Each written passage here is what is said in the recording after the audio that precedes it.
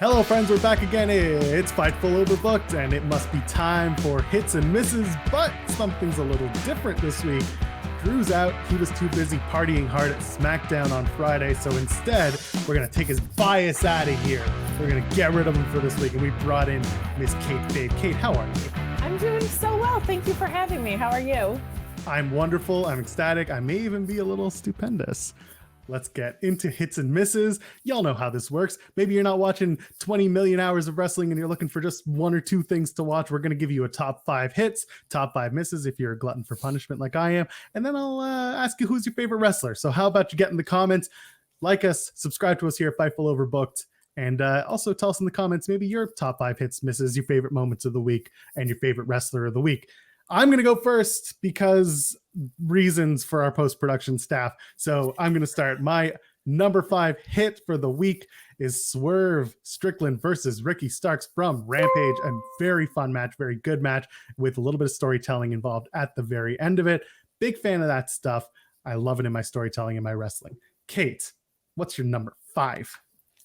You actually stole my number 3, but my number 5 was actually seeing Gunther Walter on NXT 2.0 chopping the ever-loving crap out of Duke Hudson for a lot of reasons. It was entertaining to watch on its own, but I'm hoping what this means is that we're getting a return of Walter Gunther to his usual form. He's been working a lot differently. This is the hard-hitting guy that we all know and love. He felt like a monster. He felt like a giant. Totally worth checking out. I want to see more of that out of Gunther. My number 4 was the promo from Becky Lynch on Monday Night Raw. I thought it was powerful, thought it was great, and also just a little bit Lord of the Rings-like, if you like a little bit of lore in your builds to WrestleMania. Becky Lynch cutting a really, really good promo on Bianca Belair on Monday Night Raw. Go ahead, give me your number 4. Pat McAfee's promo actually creating some intrigue in this Austin Theory storyline. It's certainly not my favorite thing in the world going into WrestleMania, but he just made it feel like it had some zest, had some importance. I loved everything that they did on social media before that promo with him as well. For a guy who didn't go through the ranks as much and came over from the football world, this guy gets it. I hope that he transitions to a managerial or performer role. But I immediately at least felt something about this match where before it felt like they just kept chasing each other and playing Duck, Duck, Goose. Talk your trash, Pat McAfee. I'm looking forward to WrestleMania for that. My number 3 from NXT, I'll follow you there. It is Roddy Strong versus Solo Sikoa. It opened the night. Very strong match, very good match. And I like seeing younger guys and little older guys mix it up in NXT, especially when there's a opportunity for a North American Championship ladder match on the line for Stand and Deliver. Go ahead, watch that match. Hit me your number 3. So my 3 was Swerve Scott and Ricky Starks as well. To all of the things that you said about the storytelling, their in-ring action was just so smooth. And while I don't normally love a lot of gang wars, I really liked the way Keith Lee came into the post-match. And basically with the feud that they're setting up, I just feel like any permutation of it being a tag match or singles matches with anybody involved is just going to be gangbuster. So I really liked what happened in the match. Both guys are so charismatic, so smooth in the ring. Fantastic way to close out a really long night, especially for someone who reviews 3 hours of wrestling on Fridays. And I like what it's leading to down the road. Yeah, absolutely. We're going to go back to AEW World for my number 2, and that is the opening match from AEW Dynamite. CM Punk, your favorite, taking on Dax Harwood with FTR. Again, a really good, solid wrestling match. If you just want to sit back and watch guys do the moves and tell stories within their movements, that is the type of match that you might enjoy from this week. That's my number 2. Go ahead, check that out. Give me your number 2. And a surprise to no one, you took my number 1, but my number 2 is kind of that Bobby Roode match that we saw in NXT 2.0. It's kind of fun to be giving some love to that brand a little bit because I'm so negative about it on Tuesdays, but it's been really, really fun in general to see both of the Dirty Dogs working in NXT. I popped huge for the glorious Bobby Roode entrance. He looked like he was having so much fun in that ring. They gave it a decent amount of time. He looked fantastic against Breakker. I was just very, very excited to see Bobby Roode being featured to feel important in some way on my screen again. And I've also really liked Dolph Ziggler as the NXT champion. I like everything that's happening there. That match is worth checking out. I will co-sign on that. My number one, of course, it's a promo. The kickoff to Monday Night Raw, glass shatters not once but twice. It's KO, it's Kevin Owens dressed up, bald cap and all, as Stone Cold Steve Austin. Cuts an incredible promo, in my opinion. Really getting, listen, here's the thing about Kevin Owens and Stone Cold. It's just like The Undertaker and Bray Wyatt back at WrestleMania 31 when Bray Wyatt was carrying the entire story on his back because Taker was not on TV. It's the same thing here, and KO is absolutely doing a great job with that, in my opinion. Go ahead, watch that segment. It's well worth your time. Kate, hit me number one. Sure. Surprise to nobody who knows me, CM Punk and Dax Harwood. Huge CM Punk fan. Huge Bret Hart fan, so this meant a lot to me to watch because you knew it was going to be in the Bret Hart vein. I feel like they didn't go too over the top with Bret Hart tributes, especially since it was on the 25th anniversary of the submission match between Austin and Bret. I thought there were going to be tons of callbacks. They really kind of told the story in their own light, but just made it feel like Bret with their fundamentals, with their psychology. They looked like they were having a blast out there, and I loved everything that was done in this match. There were so many moments where I bit. Like, I was on the edge of my seat rooting for people. It felt so good to just have that very basic, fundamental wrestling match on my screen to open Dynamite. How much fun. And Dax Harwood, I felt like, was outstanding. His suplexes are ridiculous. His belly-to-belly, the Eddie Guerrero style, beautiful. And we did get subtle nods. We saw a figure four by the ring post, little things like that. So for me as a wrestling fan, just stylistically and from a fundamental storytelling standpoint, that's what I gravitate to the most. And so to see that on my screen in such an excellent way was a really fun way to kick off my Wednesday night. And a very fun way to kick off your everyday is to subscribe to us here at Fightful Overbooked, right? That's how you do it. Let's hit the misses. I think it's time. Number 5 for me. I'm not a big fan of Adam Cole stealing everybody's titles down in AEW. What are you doing, Adam Cole? Win the titles on your own. Don't be a troll. I'm not a big fan of that. He did it on Dynamite to Adam Page, did it on Rampage with the tag titles after the tag, not the tag title match, but after Jurassic Express had come out.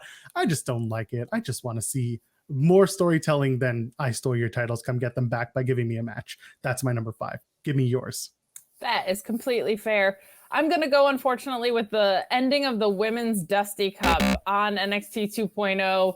They basically had a tag team tournament to make the winner of that not want to fight in a tag match. I do give it a little bit of leniency because the tag team champions are injured, but this was creative in a bad way. I've never seen anything like it on my screen before, and there's a reason I haven't seen anything like it on my screen before.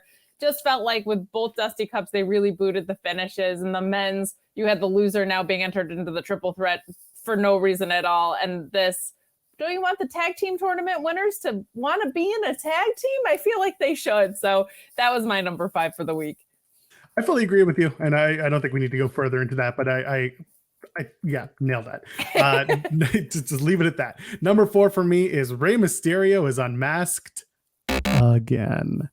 We've seen him unmasked in WCW. We've seen him unmasked in other storylines. If the story becomes Logan Paul wears the mask to the ring, or like I'm the biggest Rey Mysterio fan and I turn on the Miz at WrestleMania because I love the Mysterios, or sorry, I turn on the Miz because I love the Mysterios. If that's the story, great. But I don't need to see Rey Mysterio unmasked and covering his face again. Own it, Rey. Own that beautiful face. I know you can. Give me your number 4. He looks great. He does. He looks great. I gotta go with Drew McIntyre and Happy Corbin. We didn't even get it on SmackDown yesterday. Drew's segment was actually pretty good. He's trying to inject something into this, but it's a week away from WrestleMania, and this is the match that I just don't care about. Drew is such a top talent. It's hard to see him get used like this as a fan of what he does. And I'm actually kind of a fan of Baron Corbin, not the biggest one, but I can appreciate what he does in the ring. The Happy Corbin or the Sad Corbin stuff was so over. It feels like they've just wasted that all for the past 6 months. So I was just not in love with what we saw on SmackDown yesterday. And I'm not super excited about seeing this at Mania. So that is my number 4. My number 3 goes back to Dynamite. And unfortunately, it's going to be a back-to-back. The first one is going to be Thunder Rosa and Nyla Rose. Something tells me they were pressed for time. They showed a really great Nyla Rose video package on Rampage. That kind of saved it. But in the moment, that Vicky Guerrero and Thunder Rosa conversation, whatever it was not good. Not the way to book your new women's champion. Not a fan. I'm looking forward to them pulling up, but that was not the way to start it. That is my number 3. That is my number 1. There, yeah, I figured. But we'll get there. You can give me your thoughts on a few. My number 3 is seeing your Intercontinental Champion get pinned twice in the same night by tag team members on SmackDown yesterday. I hate to harp on any one brand, but this was so bad for me. We saw 3 champions get pinned yesterday 4 times, and that was basically the extent of the in-ring action, other than Xavier Woods coming back, and even that kind of got booted, so that was such a bummer. But I feel like Ricochet has been so underutilized for so long. I was so excited to see him get a push, and to see him lose back-to-back in the same night just felt like such a weird and improper build for someone, especially a brand new champion, right? You're even more vulnerable in that situation because you haven't established anything with that belt. So unfortunately for me, that's what it was yesterday's losses back-to-back with Los Lotharios. Not bad matches by any means, but just booking that I didn't love. Yep, I can get behind that. My number 2, oh God. Did you know that Ty Conchi and Sammy Guevara have sex? What? This is brand new information. Yeah, so apparently they have sex and they involve the championship titles that they that Sammy used to carry and now one Dan Lambert carries, and just that entire promo. If Ty and Sammy are your faces for this, may God have mercy on our souls. It was not a good promo. Nothing about it was good. Nothing made me laugh. Maybe it made others laugh. I don't know. But nothing about it got me interested in any sort of match, feud, conversation, promo off. Nothing. I don't want to see it. Ty and Sammy and Dan Lambert, please don't kiss titles. I don't care where they've been. Don't kiss them. We're still in a pandemic. Go ahead. Hit me with your number 2. That is my number 2 as well. Yes. I have not been a fan of the Dan Lambert stuff at all. Please stop calling women whores on screen. Lucha Horace, not great. I haven't liked Dan Lambert. I've been very vocal about that. I understand that in the live shows especially, he gets a ton of heat. But, like, you don't have to be this low and, like, basement feeding about it. You can do better. We've seen people do better. I don't mind the sexual stuff with Ty and Sammy that much. I felt like this was overkill. I know some people were upset about the fact that that's like Brody's title too, and that's what they chose to do with it. So that's not great. I do feel like a lot of that is just clap back at completely unnecessary hate online. So I'm usually very supportive of that. And I don't think people hate the idea of like seeing Tay half naked with a belt or almost fully naked with a belt. Like people don't seem to mind that because she's upsettingly pretty. But this segment is not for me. I don't think this is a great way to bring in Paige Van Zandt either. This doesn't make her feel that important. Just not for me. Not loving it. Yep, I agree full-heartedly. That's period, end of sentence. My number 1, and I feel really bad because I think most people who know me know that I'm a proponent for women's wrestling and I love watching and talking about it. But my number 1, we're back to SmackDown. Whatever the hell that Charlotte and Ronda promo was. First of all, Ronda Rousey. I need Ronda Rousey to stop cutting promos like this, as if she's just like in the library trying to tell you about how you need to be quiet to cut a promo. Ronda Rousey's promo is not good. Ronda Rousey on the microphone not working. Charlotte saved it by being on a screen above the arena. But other than that, every time I watch them do this, I don't want to see them wrestle. I want to see them fight. I don't want to see them talk anymore. I'm done. Give me your number 1. I agree with that. Just to piggyback off of that, I think for some reason with her segments, the piped in crowd noise is 10 times worse, which I spoke to a talent recently and he said that also affects your ability to deliver that promo because they have their timing marked on when they're going to pipe in that crowd noise. So just like additional context for someone who's already not a great promo necessarily, them putting that extra caveat on it is so unnatural and forced and scary. So that was not a great segment. I agree with you. But my number 1 is this Nyla Thunder Rose segment and this feud going forward in general. There are so many things that I don't like about it. I feel like it's so unfair to Nyla. We saw her do a great promo after, as you alluded to, and she does not need anyone to speak for her. She's great. She's also wildly likable. I think a face turn would be so refreshing for her. but she keeps getting put in these big spots that you know she's going to lose in, and it totally takes away from the appeal. Like, she doesn't feel like a monster when she's losing in feuds about Big Macs and stuff like this. This just does not work for me at all. It also makes the rankings, which never make sense, make even less sense. Serena Deeb is sitting at the top there. They have a totally like bona fide story with the NWA women's title between Serena and Thunder Rosa. And this is something that they haven't used to their advantage that they could. They could absolutely have Serena say, I have to put Shida off and focus on the title now because it's my time. And Shida could be in her head because of that. Like, there's so many avenues to take advantage of this, and they have simply chosen not to. The women's booking is a continued frustration for me. I feel like they wasted a lot of potential in Britt Baker's reign. It felt like we were headed in the right direction, but in a very curse-laden pin tweet of mine, you can see me go off about it in more depth, but the Challenger of the Month Club with Britt just became really, really stale. And when they make baby steps forward, it's almost more frustrating than them making no progress at all, because it feels like they're building up potential just to get wasted. So it's not the talent for me anymore. I feel like they've grown and come a really long way. You have bona fide stars there. I haven't seen Ruby Soho on my screen in forever, which feels so weird. So it's really fundamentally the booking for me. And at this point, the only excuse is there is no excuse. It's just a lack of caring. So that was my number one for me because of what it was presented to me on screen and what it's indicative of, which is a lot of frustration and a lot of women's wrestling booking not making sense when we see them do very well with the men's and the tag divisions. We went on a rant when we shouldn't have. I'm sorry.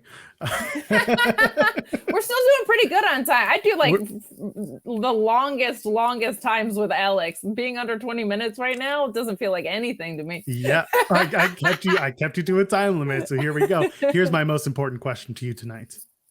Who's your favorite wrestler? Okay. You know it's CM Punk. But this week, because I can't be that basic in my markdom, I'm actually going to say it was Dax Harwood. I was just so blown away by what he's done. He's such a versatile wrestler. He's incredible in tag matches, but his singles matches just get to show a little bit more dimension and a whole side of what he can do that we don't necessarily get to see just by the nature of a tag match versus a singles match. I thought he was so outstanding, and he looked like he was having the time of his life, being able to pay tribute in a way to the biggest inspiration on him. Those suplexes are so nasty. I love someone that feels like, to me, they walked out of like 80s NWA. That's my shit. So I thought it was so much fun. And for that reason, he's my wrestler of the week.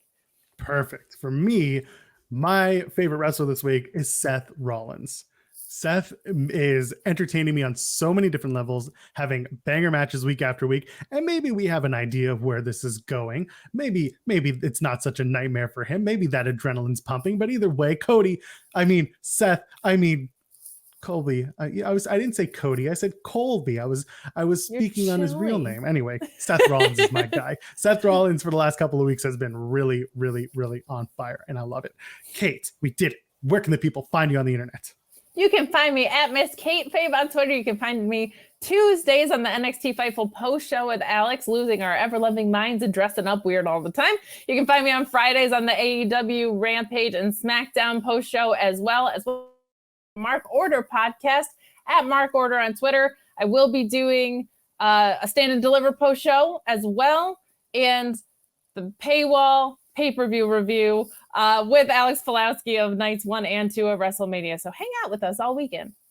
Tons of stuff to do over at Fightful Select, but while you're here, you can toss a like and subscribe to us here at Fightful Overbooked. YouTube.com/Fightful Overbooked is where we do all the video. And if you're in the audio realm, toss us 5 stars, because guess what? It gets us closer to your friends talking about wrestling. You all want friends, right? I'm at Joel Pearl, JoelPearl. I'll be your friend. Sure, why not? Ladies, gentlemen, friends beyond the binary, we'll see you in the next one. Cheers.